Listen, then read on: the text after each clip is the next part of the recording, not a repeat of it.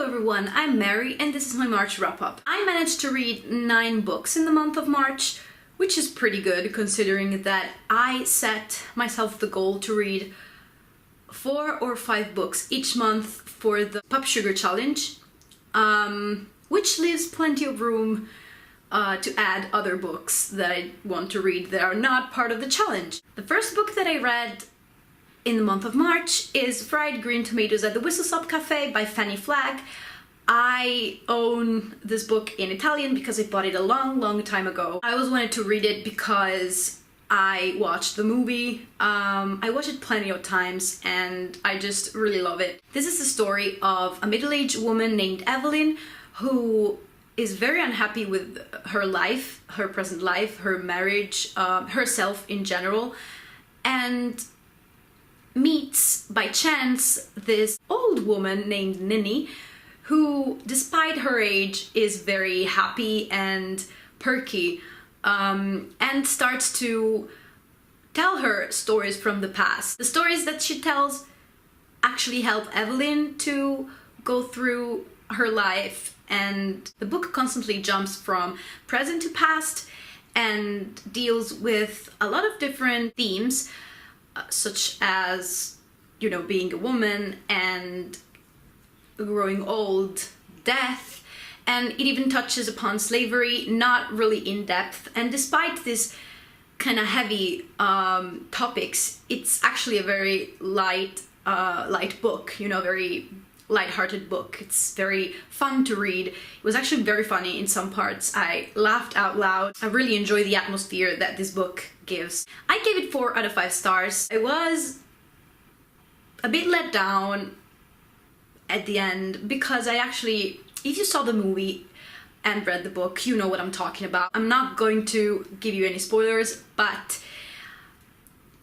watching the movie, I was led to believe certain things that are not exactly happening in the book, so I kept waiting for some things to happen in a certain way. That, however, is not the reason why I didn't give this book a 5 out of 5 stars rating. This book had a very big flaw, which was the way the narration went on. Sometimes it would not go in chronological order when telling stories from the past. So you would have a chapter called 1933, and then 2 chapters after you would have 1931, and that was very confusing to me. And the fact that I watched the movie helped me a lot to go through all the events. I overall enjoyed it. I also found that the relationships described in the book were way better developed here than in the movie, so that was very good. The next book that I read is also for the reading challenge, and it was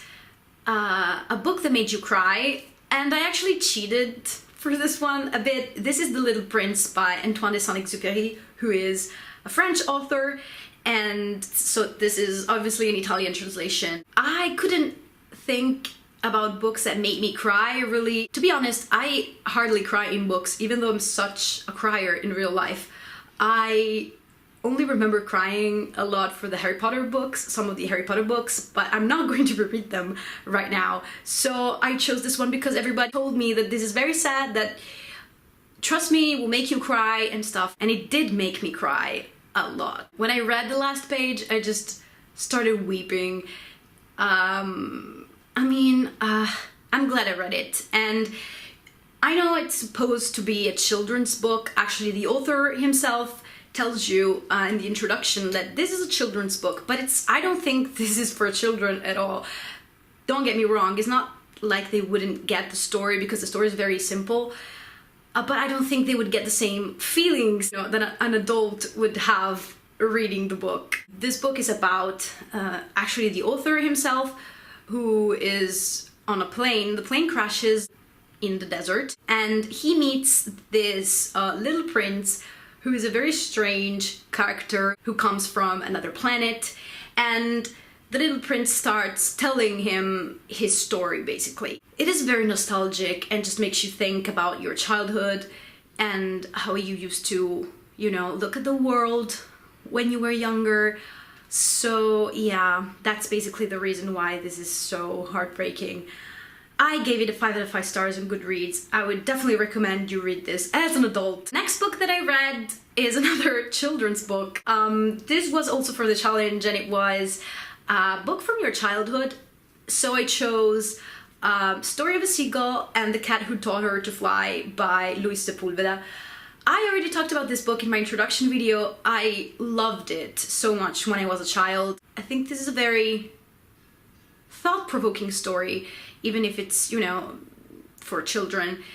It's educational as well. This is the story of a cat who finds a wounded seagull, and this seagull actually leaves the cat her egg before she dies, and she makes him promise that he would take care of the egg and just teach the seagull how to fly once the egg hatches. I remember loving it as a child, and it didn't disappoint me now as a reread. I gave it a 5 out of 5 stars on Goodreads, and if you haven't read the story yet, I suggest you do that because it's such a wonderful story. I didn't say something about this book that I love so much, that I had the chance to meet the author, and I brought him my this copy, which is very old, and he signed the copy for me, and he did this cat around his signature, and it was just so sweet. I love him so much. Then I picked up another Luisa Sepúlveda book, which is also a children's book. It is called Story of Mix-Max and Mex, but in Italian it was translated differently. I don't like it at all because it was translated just to remind people of his, you know, most famous children's book, which was, you know, Story of a Seagull. Then people started comparing the two books, and I mean, that shouldn't happen because they're two different stories. They're just about animals, and, you know, he loves cats, so of course there is another cat here. It is the story of this cat who is slowly losing his eyesight, and he befriends this mouse that lives in the house, and they start this great friendship. I loved it very much. I gave it a 4 out of 5 stars on Goodreads, and yeah, another great book for children. Then I listened to the audiobook for The Fault in the Stars by John Green. This was not on my reading challenge, but I wanted to pick up a book by him because I know he's such a popular author. Plus, I already mentioned how I want to read some of the young adult books that are floating around on BookTube to see if I might like them. I didn't like it. I really didn't like this book. A part of me wanted to like it. Another part of me was very critical towards it because I know there is a lot of hype surrounding it. Maybe if it wasn't that popular, I wouldn't have asked so much from it. I really disliked the main character. She was so annoying in my opinion, and it was full of cliches, didn't really teach me anything new. The characters felt a bit shallow in my opinion. They were described as to be, you know, quirky and stuff, but they actually weren't. It's like, you're telling me I need to like them, but you're not making anything to make me like them. It was not a horrible book. I gave it a 2 out of 5 stars in Goodreads because I wanted to know, you know, how the story developed. I wanted to know how it ended, even though it was a bit predictable, I have to say that.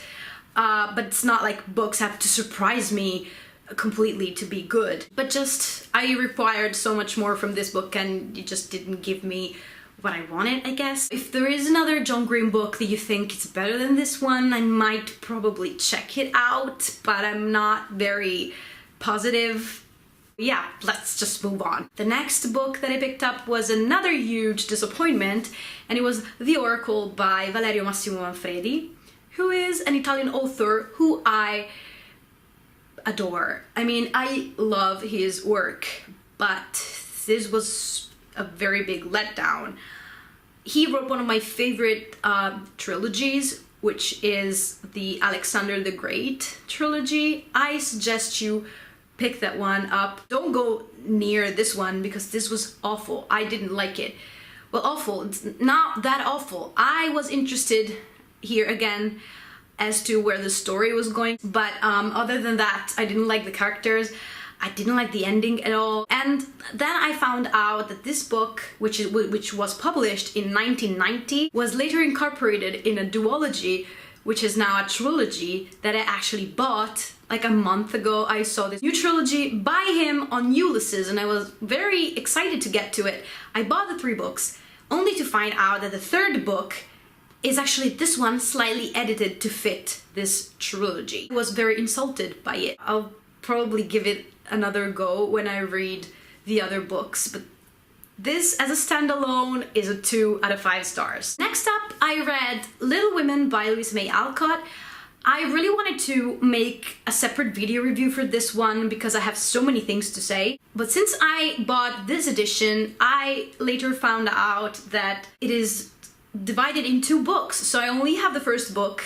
I'm waiting for Good Wives, which should arrive in the mail next week probably. I really enjoyed this one. I gave it a 4 out of 5 stars, even though right now I'm really angry at this book because it has left me wanting more, wanting to know what was going to happen. So I did something and I spoiled myself because I watched the movie. Halfway through the movie, things started going in a way that I didn't really want them to go.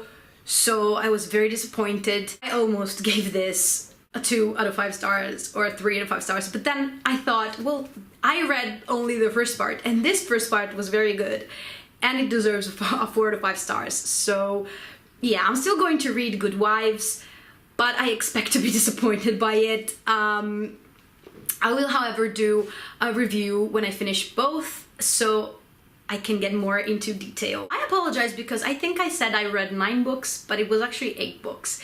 So this is the final book that I read in the month of March, and it is Moby Dick by Herman Melville. I did a full video review. I will leave a link down below so you can check it out. I also had a lot of feelings regarding this book.